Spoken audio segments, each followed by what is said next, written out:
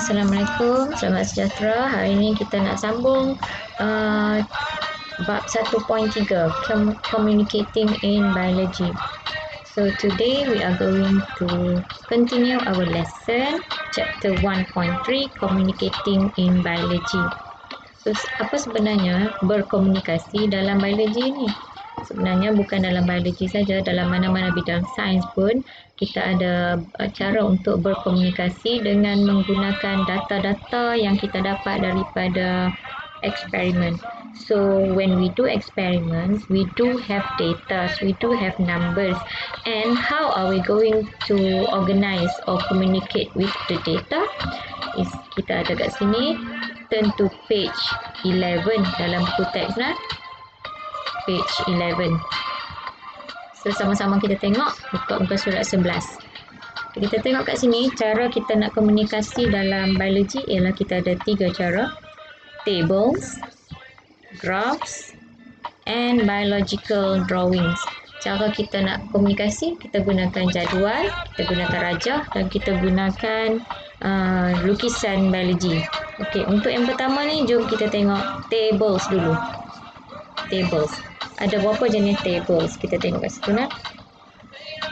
Table selalu kita guna sebagai kita macam basic lah. Basic, kita buat eksperimen, selalu kita akan kaitkan.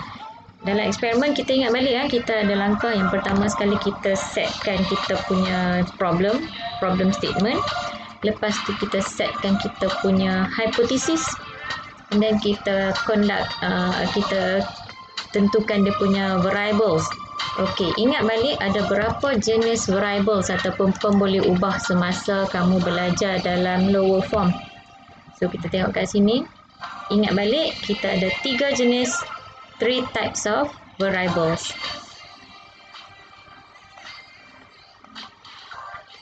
Ataupun 3 jenis pemboleh ubah. Dalam sebab kawan-kawan kamu ada yang asal daripada kelas B dan C. So, mereka belajar dalam Malay terms lah. So, 3 jenis pemboleh ubah kita ada manipulated variables ataupun manipulated lah, cikgu tulis dulu nama dia, manipulated variables, ataupun dalam bahasa Melayunya pemboleh ubah dimanipulasikan. Okey, sekarang kita pakai simbol MV nah. Okey, next yang kedua kita ada responding variables RV, which is responding variables, iaitu pemboleh ubah bergerak balas. Dan the third one, yang ketiga kita ada constant variable CV.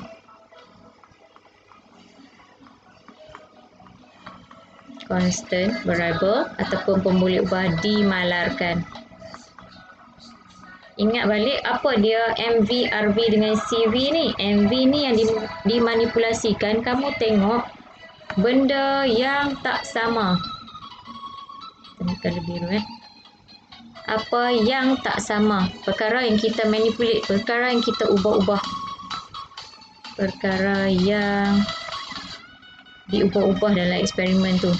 Contohnya kalau kita gunakan suhu yang berbeza, suhu tinggi, suhu rendah, high temperature, low temperature.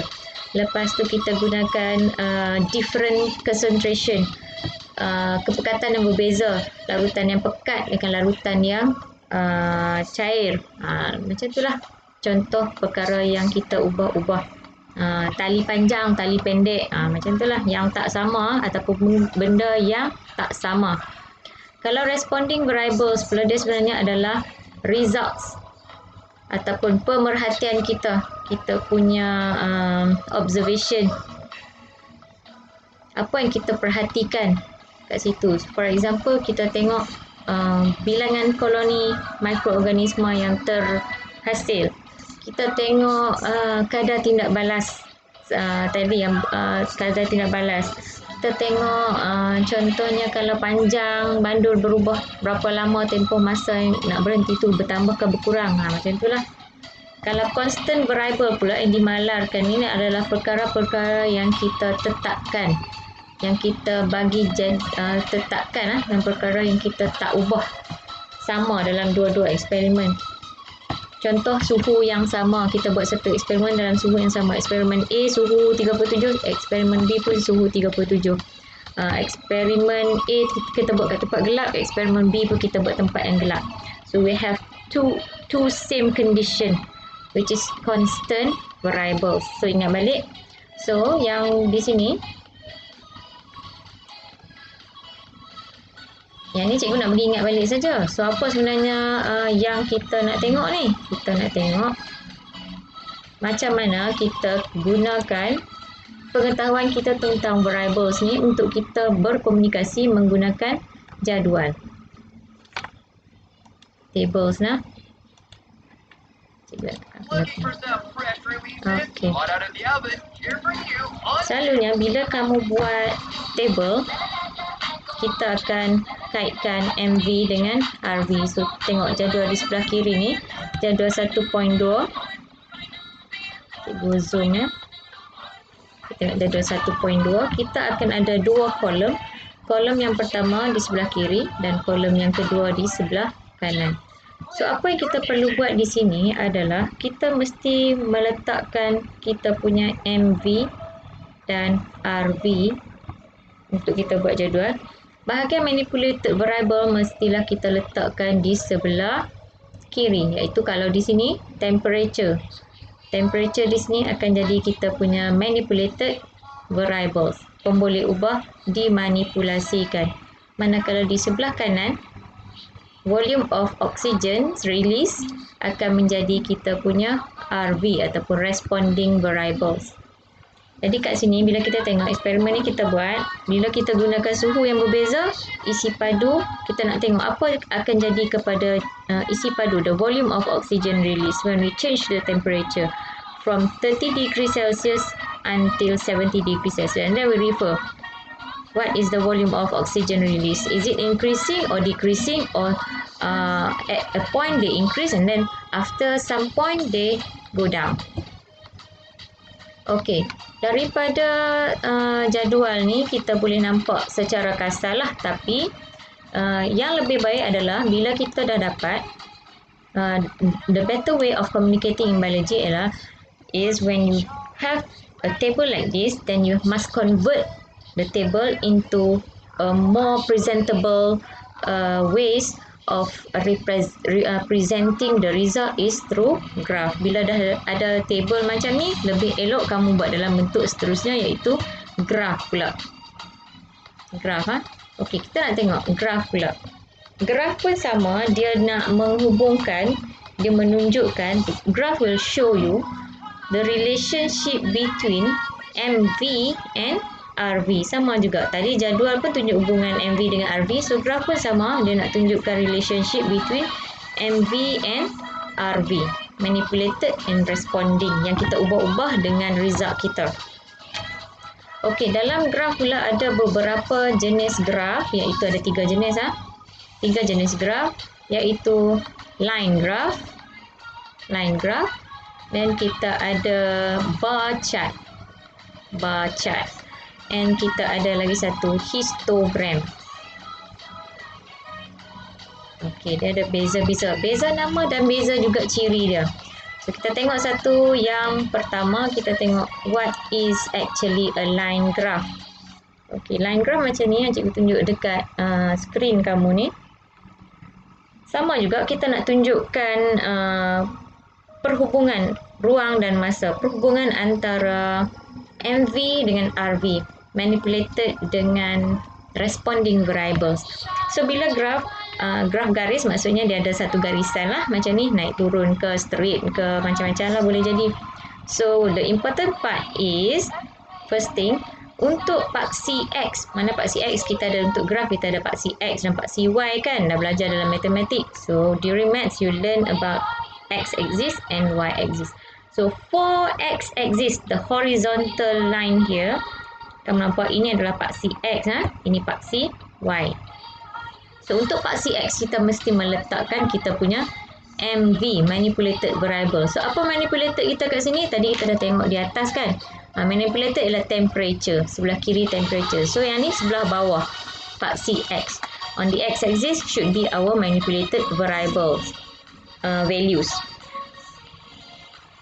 While for the Y axis, untuk paksi Y kita mestilah meletakkan kita punya RV ataupun responding variable. So kita tengok balik tadi dekat table kita, RV kita ialah volume of oxygen. So here also volume of oxygen release. So bila kita dapat data tadi kita dapat data di sini, so we transfer the data into the graph. So kita tengok at 30 degrees Celsius, what is the temperature? What is the volume of oxygen release? 2.0. So at 30 degrees Celsius here, the volume is 2 centimeter cube. So you put an X marks here, and then at 40 degrees, the volume of oxygen release is 14, and then you tengok di sini dia 14. So you plot 40, 14. And next one, 50, 12, 50, 12. They increase the volume of oxygen increase with the increase of temperature, but suddenly at higher temperature of 50 degrees, bila suhu dah makin tinggi, the oxygen release is going down. Bila 60 dah jadi 6, and 70 dia jadi 4. So after that, when bila kamu dah siap mark X ni, what you have to do is just join the mark, join the X mark. Kamu sambungkan tanda-tanda pangkah tersebut. Okay, cikgu gunakan pen color lain pula ya. Okay, nak sambung kena guna pembaris ke? No, don't use ruler. Kalau buat line graph, you use free hand. And then buat elok-elok, sambung saja. Kamu ikut, jangan ikut cikgu ni gunakan graphic tablet ni, dia lain sikit. So sambung elok-elok lah tengah-tengah ni Dia je tak cantik lah. Kamu buat macam graf tu lah, cikgu padam lah, tak cantik. Kamu ikut macam line hitam tu. Okay.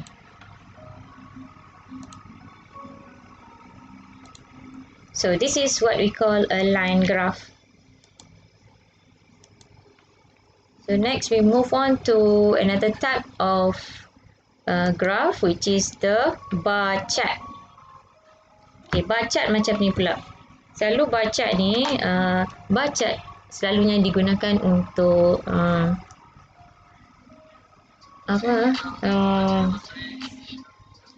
variasi tak selancar. Kalau dalam Malay, dalam English, discontinuous variation. So kita tengok kat sini, a bar chart also present data using vertical bars and that are not attached to each other. Dia ada carta palang yang menegak dan dia tidak bersambung antara satu sama lain. Dia ada gap. This is a gap. Sini ada gap dan sini ada gap. Dan kalau kamu perasan, if you notice, the width ataupun kelebaran bar ni, setiap bar ni adalah sama. The width should be the same. Kalau kamu guna satu kotak, semua satu kotak. Tak boleh buat lain-lain. So the width should be the same size. And also there's gap between each bars. Ada gap di antara setiap satu bar. Dan sama juga untuk carta bar ni, kita juga menggunakan perkaitan. We show the relationship between MV and RV. Apa yang kita cari dekat, apa yang kita siasat ataupun eksperimen dekat sini. For example, kalau kamu tengok kat sini, on the X axis sama juga paksi X, kita akan letak kita punya MV, which is the blood type. And on the Y axis pada paksi Y, kita letakkan kita punya RV, responding variables.